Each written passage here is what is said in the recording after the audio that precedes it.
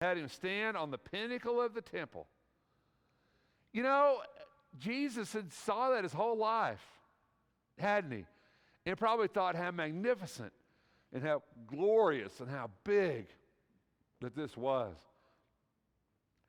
And he had been there with his parents and with his family. And he knew the importance of the temple. And he knew what it meant to Judaism. He knew what it meant. And so Satan takes him up to the pinnacle of the temple. And he said, if you are the Son of God, throw yourself down from here. And of course, Jesus responded to that, didn't he? He said, it is written, right? You should not tempt the Lord thy God and he'll put him to the test. But here he goes, back to Jerusalem. You know, if we read through the Gospels, we think, boy, Jesus was in Jerusalem all the time, wasn't he? He was always there, always teaching, always in the temple, always with the Sadducees and the Pharisees. But if you really start to research it and you take all the Gospels in John, there's only actually 7 times that it says Jesus was in Jerusalem, which is really kind of interesting. We don't think much about that. But one time we know is in John, and that's the first Passover. It's the beginning of Jesus' ministry. It's when things were starting to happen. I'm not going anywhere. Not going anywhere. And it's at the beginning of his ministry. And it's in John chapter 2. And it says the Passover of the Jews was near. And, nope, not quite. Where am I at? There we are. The Passover of the Jews was near, and Jesus went up to Jerusalem. And he found in the temple those who were selling oxen and sheep and doves and the money changers seated at their tables. And he made a scourge of cords and drove them all out of the temple with their sheep and their oxen. And he poured out the coins of the money changers and overturned the tables. And he says, why are you making my Father's house a place of business, right? You know, when we read that story, John just kind of throws it on the stage because John starts with the cleansing of the temple. And we read that story, but think about it with me for a minute, with what I've just told you.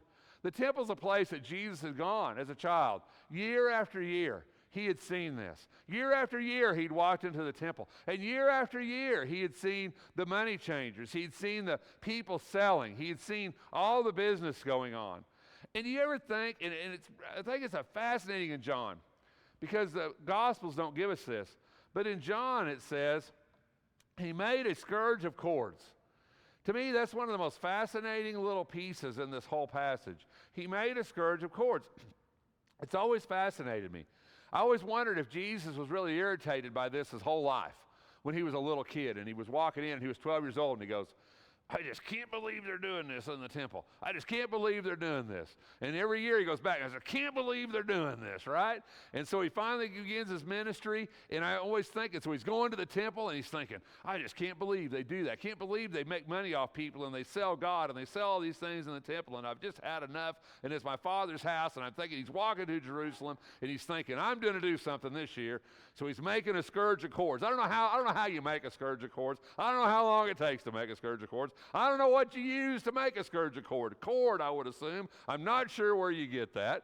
But I'm sure that Jesus was thinking the whole time he's making that, I've had enough of this. I've seen this my whole life. This is just my thinking, right? He's thinking, I've seen this over and over and over and over and over. And every time I go in there, and I've had enough. And this year I'm going to do something about it. And so he goes into John's gospel. He begins his ministry. He makes this scourge of cords, and he overturns the tables, and he runs them out of the temple.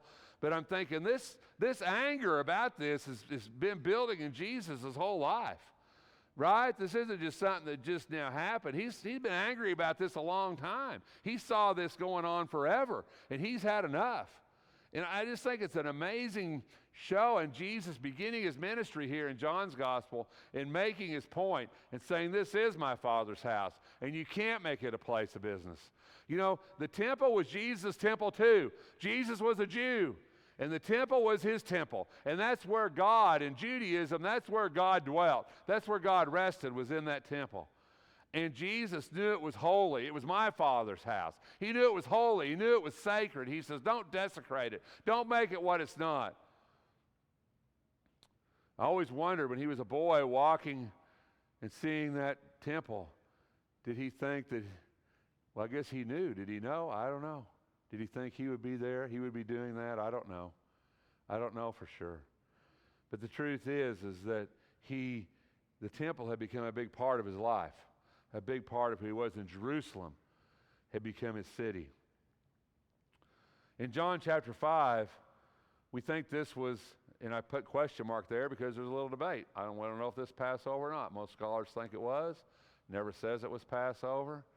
But in John chapter 5, it says, after these things, it was the feast of the Jews, and Jesus went up to Jerusalem. And it's when that he healed the man that at the pool of Bethesda. When he healed that man, that was his trip to Jerusalem. This was his second Passover's ministry, we believe. And so here he was back in Jerusalem again. After a year of ministry, he went the first time. He overturned the money changer tables. As far as we know, he went back to Galilee. He went back to what he was doing. And it was a year later now. A year has passed in John 5. And he's back in the temple again. And he's back in Jerusalem again. And he's healing a man. And he's debating the Jews. And he's doing all those things that he does. And then in John 7, the next time, is the Feast of Booths, or the Feast of Dedication, as we call it, in the fall of the year.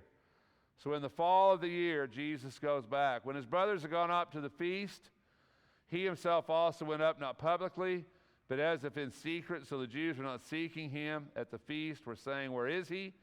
There was much grumbling among the crowds concerning him. Some were saying he is a good man, others saying, no, on contrary, he leads people astray. Yet no one was speaking openly of him for fear of the Jews. But when it was now in the midst of the feast, Jesus went up into the temple and began to teach. You know, it's not long, so we got a Passover. Now that's in the spring of the year. Now we've moved into the fall of the year. Feast of Booths. This year it's October 9th in Judaism. So we're in the fall of the year now. Jesus is back in the temple. He's back in Jerusalem. He's teaching. They're going to turn against him here. He's going to go into the wilderness. You see, we always think of Jesus being in Jerusalem, but it was a big thing when he went. It was a place that he went, a place to go to debate, a place to see things. It was his city. It was the seat of Judaism. You know, all the Gospels record his entry. That's the next time into Jerusalem. The triumphal entry. We call it Palm Sunday here, right? Palm Sunday. When he goes into Jerusalem and they lay down the palm branch, they say, Hosanna, Hosanna, Hosanna in the highest, right? They're praising God. This is the King of the Jews. His triumphal entry in Jerusalem. He goes back into Jerusalem, and they're excited for him, excited to see him. It has to be a joyful time. I can imagine Jesus sitting on the donkey and they're throwing down the branches. And yet Jesus, knowing just a week from this, these same people are going to be saying, crucify him, crucify him. But in this day, in this moment, it's triumphal. And Jesus is going into Jerusalem as a king, as he should be, going into Jerusalem as a king in those days. But it's not long after that, a day after that Jesus is going up above the Temple Mount in Matthew, and he's lamenting over Jerusalem. Jerusalem, Jerusalem, who kills the prophets and stones those who are sent to her. How often I wanted to gather your children the way a hen gathers her chicks under her wings, and you were unwilling. Behold, your house is being left you desolate. For I say to you, from now on you will not see me until you say, blessed is he who comes in the name of the Lord. You know, Jerusalem, this place and this temple and this town and all this, he went into this triumphal entry. They've laid down the palm branch. They said he's a king. And yet here Jesus goes up on there and he says, Jerusalem, Jerusalem. And this says, after this, for his disciples say, what will happen? He says, not one stone will be left upon another. It's all going to be torn down. It's all going to be destroyed. You know, Jerusalem was the center of this, wasn't it? It was what he went around. It was, and I can imagine Jesus up on top of that mountain and looking at that magnificent temple and looking at Herod's temple and thinking, all this is going to be destroyed because you just won't listen to me. You won't believe who I am. You won't take me for what I am. And you just won't believe. The last trip. You know, I think that's always a hard thing in life, isn't it? The last. We have a lot of firsts. I've always said that. Lasts are a lot tougher.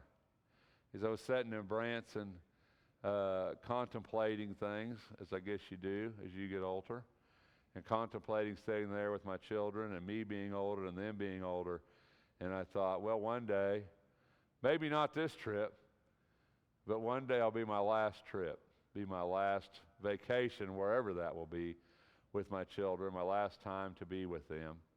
And that's kind of sad to me. And probably to all of us, I guess, isn't it? The lasts are always a little sad. But you know, Jesus knew when he got to this point that it was his last trip.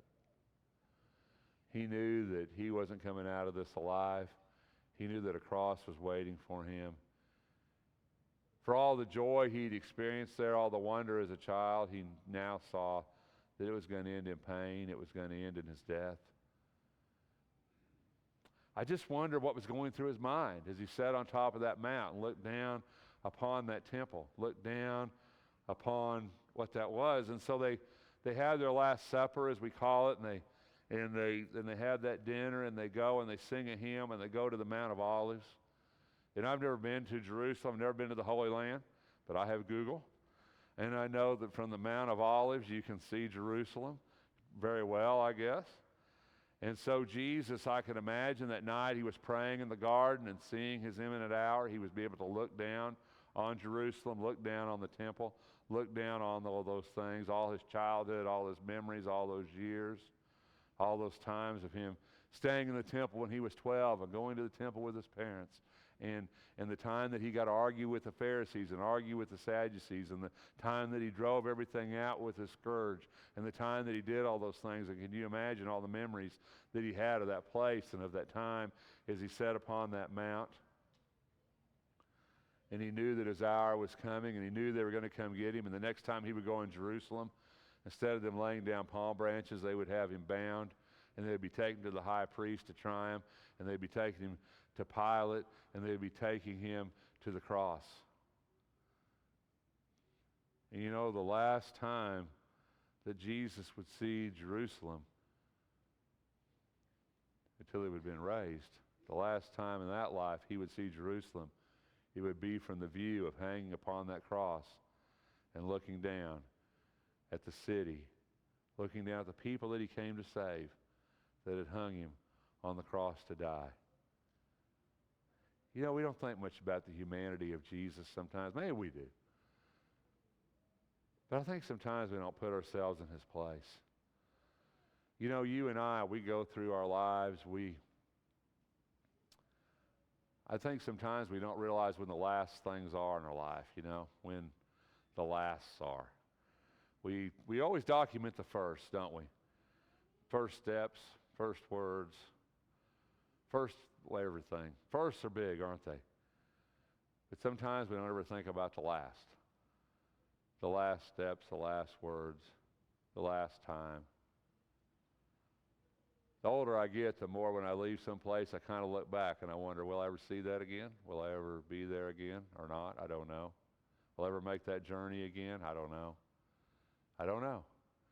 Remember when I was a kid, me and my dad, we used to go to Lake Powell, and it's just so beautiful there. And I haven't been there a long, long time, and I remember the last time I went there with him and way back in the 80s, but I remember I was looking out the back glass, and it's in the desert, you know, and the lake's so blue, beautiful, and it's in the middle of this big brown desert. And I was looking back, and I was trying to catch the last glimpse of the lake, and finally I remember the last time I could see it.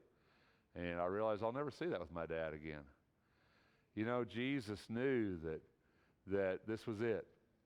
And from the top of the cross where he was hanging to die, Jesus knew. Jesus looked. The last time I'll see Jerusalem. But you know, maybe Jesus knew it wouldn't be the last time, right? Because when Jesus was raised, he was there again, wasn't he? He was at the tomb with Mary.